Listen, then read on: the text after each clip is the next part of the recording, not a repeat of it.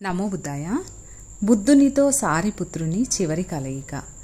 బుద్ధుడు ఒకప్పుడు శ్రావస్థలి అందరి జేతవనంలో గల గంధ కుటీరంలో ఉంటుండేవారు. సారిపుత్రుల వారు 500 మంది భిక్షువులతో అక్కడికి వచ్చారు. సారిపుత్రుడు భగవానికి నమస్కరించి తన ఆఖరి గడియలు ఆసన్నమైనవని, తన తనువును చాలించేందుకు అనుమతి అనుగ్రహించమని కోరాడు.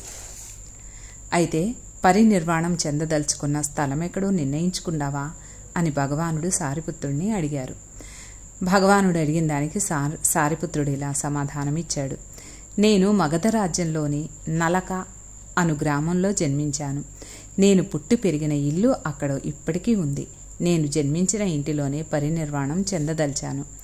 ఆపై భగవానుడిలా అన్నాడు, నా ప్రియమైన సారిపుత్ర, నీ కోరిక ప్రకారమే కానివ్వు. సారిపుత్రుడు భగవాన్ని పాదాలకు నమస్కరించి 1000 కల్పాలలో పారమితలను సాధన చేసి ఆపై మీ పాదాలపై నమస్కరించాలన్న కోరిక ఉండేది. ఆ కోరిక ఈనాటికి నెరవేరింది. నా ఆనందానికి ఇప్పుడు అవధులు లేవు. తిరిగి జన్మించడం అనేది మనకు లేదు. అందుచేత ఇదే ఇక మన చివరి కలయిక. నాలో ఏవైనా దోషాలుండి ఉంటే క్షమించమని భగవాన్ను వేడుకుంటున్నాను. నా జీవితాఖరి రోజు ఆసన్నమైంది అన్నాడు.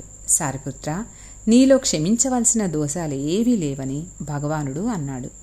సారిపుత్రులు వారు వెళ్లేందుకు లేచి నిల్చొనగా భగవానుడు అతనికి గౌరవార్థం లేచి గంధకుటీరపు వరండాలు వరకు వచ్చి నించున్నాడు. సారిపుత్రుల వారు సెలవు తీసుకుంటూ బుద్ధునితో, మేము మొట్టమొదటిసారి దర్శించినప్పుడు ఎంతో సంతోషించాను. ఈనాడు మిమ్మల్ని దర్శించగలిగినందుకు ఇంకెంతగానో సంతోషిస్తున్నాను. ఇకపై నాకు మీ దర్శన భాగ్యం కలగబోదు అన్నాడు. సారిపుత్రుల వారు చేతులు జోడించి భగవాను వైపు చూస్తూనే నడిచి వెళ్ళిపోయాడు.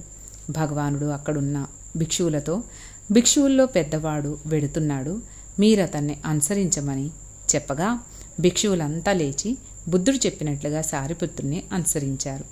సారిపుత్రుల వారు తన స్వగ్రామం చేరుకొని తన ఇంట ఏ గదిలో తాను జన్మించాడో ఆ గదిలోనే తనువు చాలించాడు. అగ్ని సంస్కారానంతరం అతని అస్థికలు భగవాను దగ్గరికి తీసుకువెళ్లారు. బుద్ధుడు అస్థికలను స్వీకరిస్తూ భిక్షువులతో ఇలా అన్నారు, అందరిలోనూ మహామేధావి, తనకంటూ ఏది ఎన్నడూ కోరలేదు. ఎంతటి శక్తివంతుడో అంతగా శ్రమించేవాడు, పాపకృత్యాలను అసహ్యించుకునేవాడు. భిక్షువులారా, ఇవే అతని అస్థికలు. చూడండి, ఈ భూమి ఎంతటి భారాన్ని భరిస్తున్నదో తనలో అంతటి సహనముండేది. ఎలాంటి పరిస్థితుల్లోనూ తనను ఆగ్రహం ప్రవేశించనీయలేదు. తానెప్పుడూ కోరికలకు వశుడు కాలేదు. వాంఛల్ని జయించగలిగినవాడు. సానుభూతి, సాహచర్యం, ప్రేమ అతనిలో పుష్కలంగా ఉండేవి. ఆ సమయంలో మౌద్గల్యాయనుడు రాజగృహ సమీపంలోని ఒక విహారంలో ఏకాంతంగా ఉంటుండేవాడు. బుద్ధునికి శత్రువులైన వారు అతన్ని దారుణంగా చంపించి వేశారు. ఈ విషాద సంఘటన బుద్ధుని దృష్టికి తీసుకురాబడింది. సారిపుత్రుడు, మౌద్గల్యాయనుడు భగవానుడు అనునాయుల్లో ముఖ్యులు. వారిద్దరినీ సేనాపతి అని పిలిచేవారు.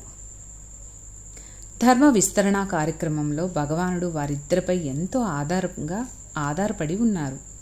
తాను జీవించి ఉండగానే వారిరువురు దివంగతులు కావడం తనకెంతగానో కలవరపరిచింది. ఇక శ్రావస్తిలో ఉండేందుకు భగవానుడు ఇష్టపడలేదు.